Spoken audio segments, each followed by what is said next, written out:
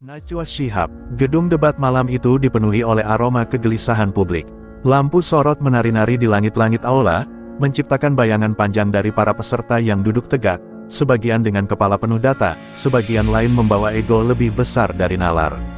Slogan di layar besar tertulis, kebijakan publik, untuk siapa sebenarnya? Kalimat itu menggantung seperti ironi tak selesai. Najwa Shihab melangkah tenang menuju podium. Matanya menyapu ruangan, mencari titik-titik logika yang mungkin masih tersisa.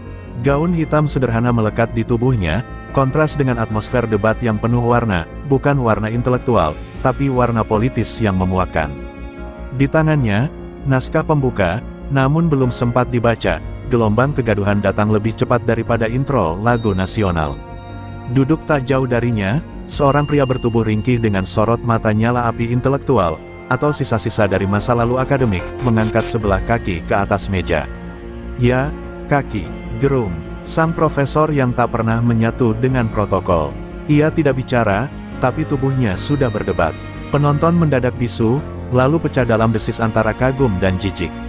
Sementara itu, di sudut kiri panggung, tampak seorang figur muda, mengenakan blazer oversize dengan pin bertuliskan tagar "Ayo Berubah". Ananda, aktivis Instagram yang lebih sering berbicara dengan kamera depan ponselnya ketimbang mikrofon publik. Bukannya menatap moderator, ia sibuk memastikan cahaya ring light-nya tepat menyinari sudut pipi terbaiknya. Dunia ini memang aneh, panggung kebijakan, tapi yang lebih sibuk malah lensa selfie. Najwa mencoba menguasai keadaan. Saudara-saudari, ucapnya dengan nada menenangkan, malam ini kita akan membedah kebijakan yang telah menuai kontroversi di tengah masyarakat. Kalimat itu seperti batu kecil yang dilempar ke laut yang sudah bergelombang. Tidak cukup kuat untuk meredakan riak, tapi cukup untuk menunjukkan niat baik, yang sayangnya, sering gagal dalam forum semacam ini. Topik pertama dilempar, subsidi energi dan distribusinya yang misterius. Data di layar memperlihatkan miliaran rupiah menguap ke perusahaan yang tidak pernah muncul di Direktori Nasional. Najwa melirik ke gerung, berharap jawaban rasional. Tapi sang profesor hanya mengangguk pelan sambil berkata, yang kalian sebut subsidi, bagiku adalah bentuk kasihan yang dilembagakan. Hadirin bingung, antara kagum akan metafora atau bingung karena tak paham. Ananda menyela, dengan gaya khas aktivis medsos. Menurutku, semua ini harus dikembalikan ke narasi rakyat. Kamera langsung beralih padanya, dan dengan cekatan ia mengangkat ponsel. Klik, selfie. Captionnya muncul beberapa menit kemudian di Instagram, rakyat dulu, baru negara. Tagar suara kami. Ia belum menjelaskan makna ucapannya, tapi algoritma sudah bekerja lebih cepat daripada logika. Najwa menarik napas panjang. Ia tahu malam ini akan panjang dan melelahkan. Ia tahu pula, bahwa di balik layar dan hashtag, publik menanti bukan siapa yang benar, tapi siapa yang paling menghibur. Bukan siapa yang menjelaskan data dengan tajam, tapi siapa yang paling berhasil viral dengan ucapan yang bisa dipotong menjadi 30 detik TikTok. Dan memang, panggung ini bukan lagi milik logika. Ia telah lama dijarah oleh ego, citra, dan retorika kosong. Najwa menyadari sesuatu, ia bukan lagi moderator debat publik. Ia kini menjadi penjaga lilin kecil dalam badai politik yang penuh sandiwara. Malam baru dimulai, dan panggung pun telah berbicara, tanpa perlu satupun kebijakan yang benar-benar dimengerti.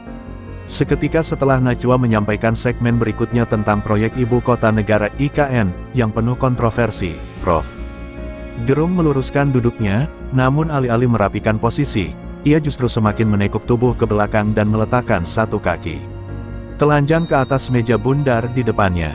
Mikrofon nyaris terhempas oleh ujung sepatu sandal kulit yang tampak tak terurus. Semua mata tertuju padanya, bahkan kamera yang sedari tadi lelah mengikuti arah tangan Ananda kini terpaksa kembali ke titik paling absurd di panggung. Negara ini, katanya sambil menggoyangkan telapak kaki, sudah lama dibangun di atas kaki yang salah. Maka saya letakkan yang benar di meja ini. Ia terkekeh sendiri, seolah metafora itu puisi suci yang turun dari langit. Sebagian penonton tertawa malu, sebagian lagi terlihat bingung apakah sedang menonton debat kebijakan atau gladi resik teater eksperimental. Najwa mencoba menyisipkan ketegasan dalam suaranya. Prof, mohon posisinya diperbaiki. Ini forum publik, bukan panggung satire. Namun, yang ia dapatkan bukan permintaan maaf, melainkan lirikan usil dan senyum tipis yang lebih mirip ejekan. Justru karena ini publik, saya harus jujur. Kaki ini lebih jujur daripada bibir-bibir politisi yang menyamar sebagai reformis, balas Gerung. Penonton kembali gaduh, antara tepuk tangan dan gumaman muak. Ananda, yang sebelumnya sibuk mengatur lighting ponsel, mendadak berdiri dengan gaya teatrikal. Saya rasa kita semua terlalu terpaku pada bentuk, bukan isi. Toh kaki pun bisa menjadi simbol resistensi.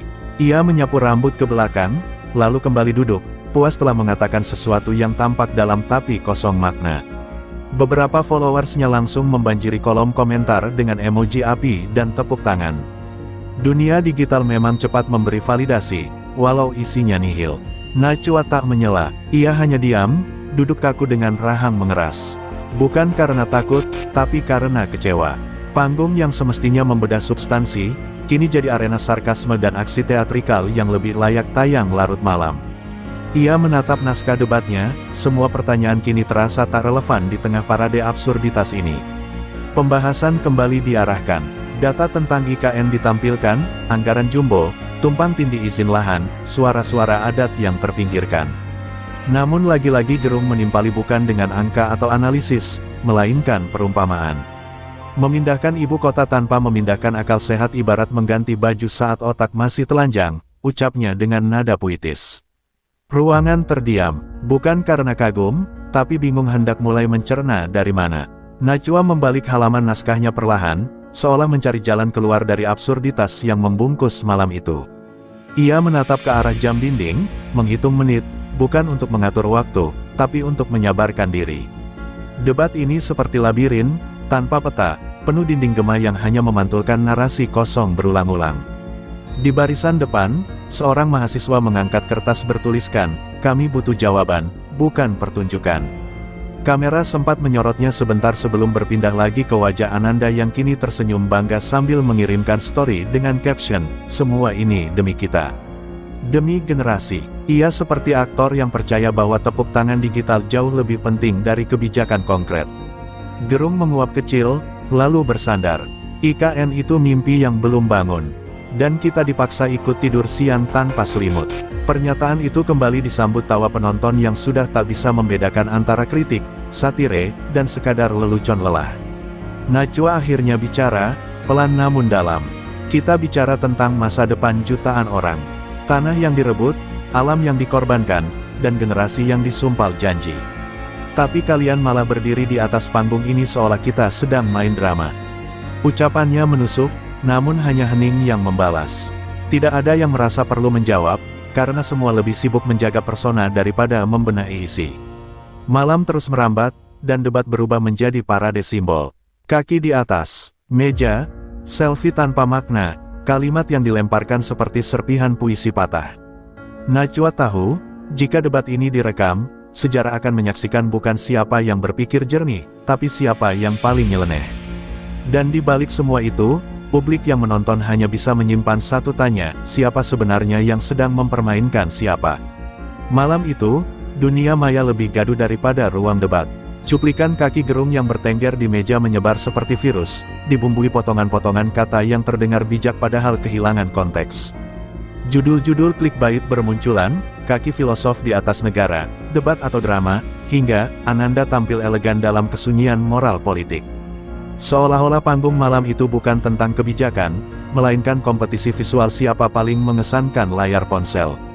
Ananda menatap notifikasi yang melaju deras seperti arus sungai abis hujan.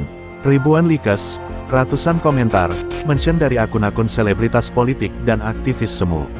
Ia tersenyum puas. Di dunia nyata, ia tak sempat menyumbang gagasan konkret.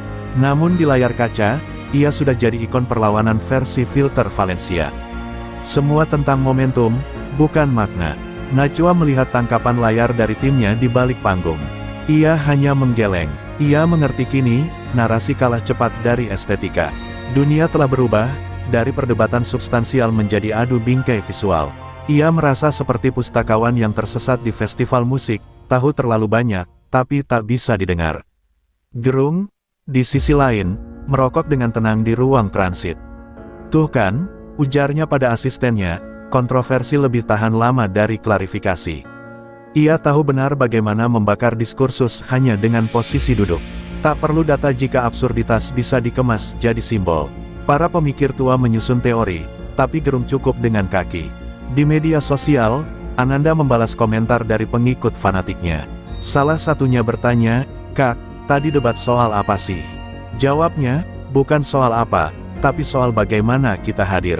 Jawaban itu disambut ratusan emoji hati. Tak seorang pun bertanya kembali hadir untuk apa, sebab kalimat indah kini lebih penting dari gagasan utuh. Sementara publik tersedot dalam pusaran visual, masalah-masalah nyata tetap membeku di lapisan bawah perbincangan. Subsidi goib, lahan berpindah tangan, dan proyek IKN yang tak transparan hanyalah tagar musiman. Berisik sebentar, lalu tenggelam di antara tren kuliner dan drama percintaan selebritas. Najwa kembali duduk di bangkunya, menatap layar yang memunculkan cuplikan debatnya sendiri. Tapi yang viral bukan pertanyaannya, bukan data yang ia sodorkan, melainkan ekspresi kaget saat Gerung mengangkat kaki. "Luar biasa," gumamnya lirih, "dunia mencatat absurditas, bukan argumen." Ia merasa seperti berteriak di ruang gema, suara terdengar, tapi hanya pantulan sendiri yang kembali.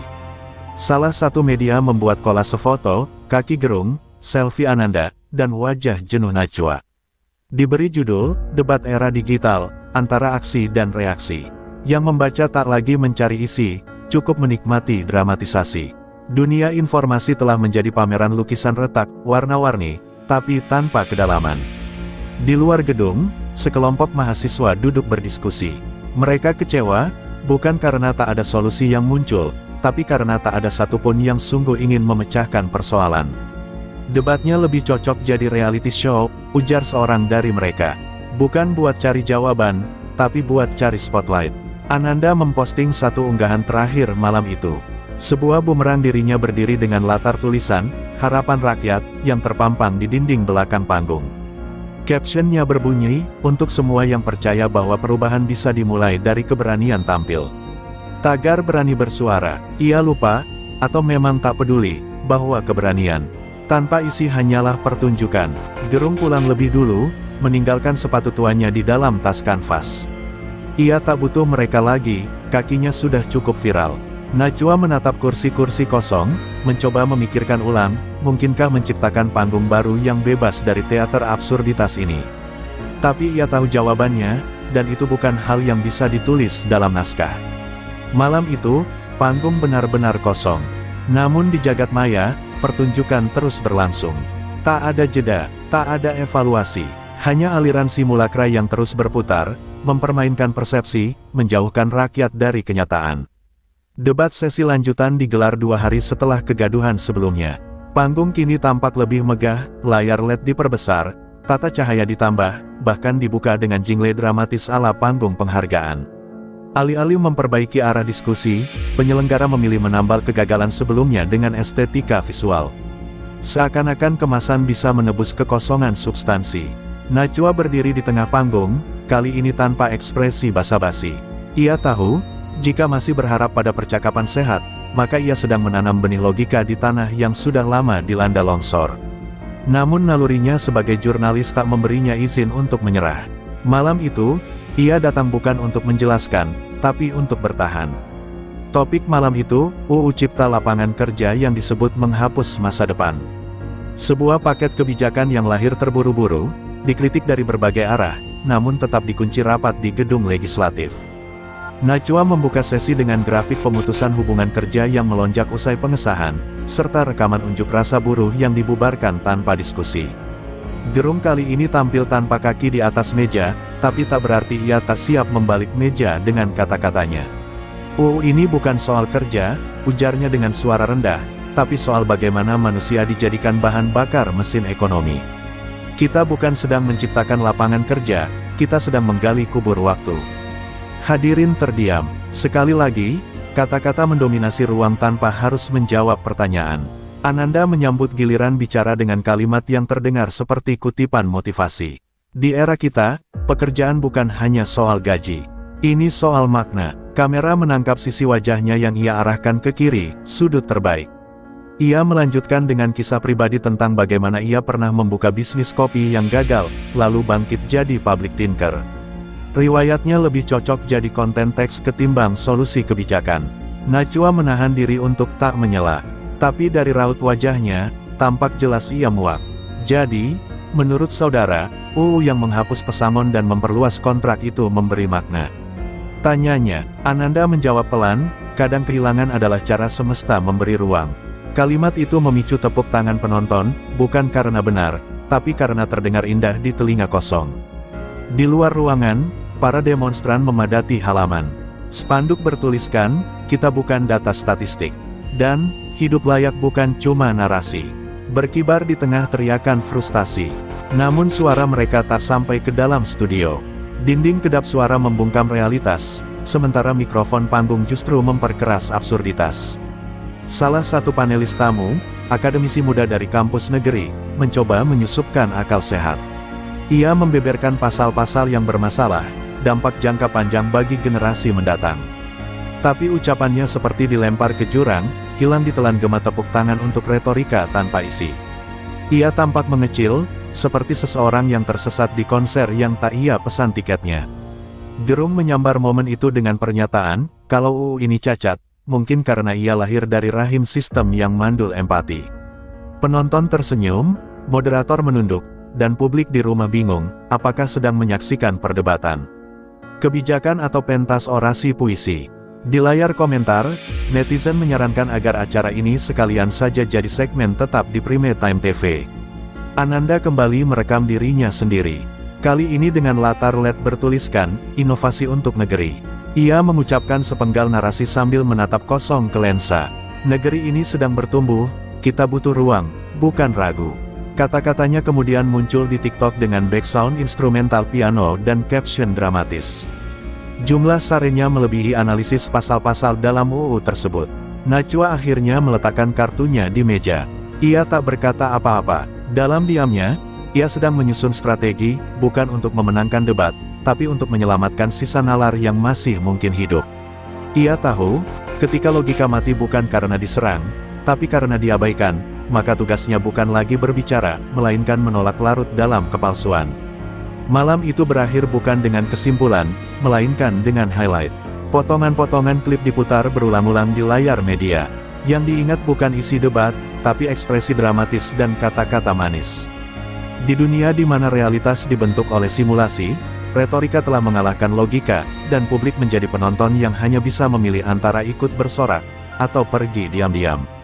Malam terakhir rangkaian debat itu digelar dengan atmosfer yang ganjil. Sorotan lampu berkilat-kilat, undangan penuh, media bersiap dari segala sudut. Namun ada satu hal yang berbeda malam itu, Najwa, yang biasanya menjadi poros kendali diskusi, datang tanpa naskah, tanpa catatan, tanpa sepatah pun pengantar.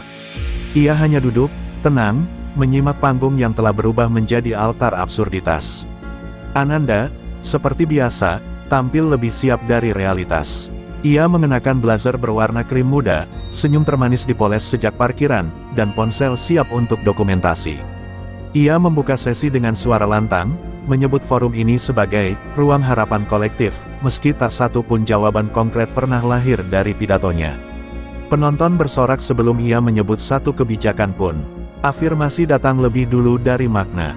Gerung masuk belakangan, membawa buku catatan lusuh, entah benar berisi kutipan penting atau sekadar simbol perlawanan yang telah kehilangan musuh.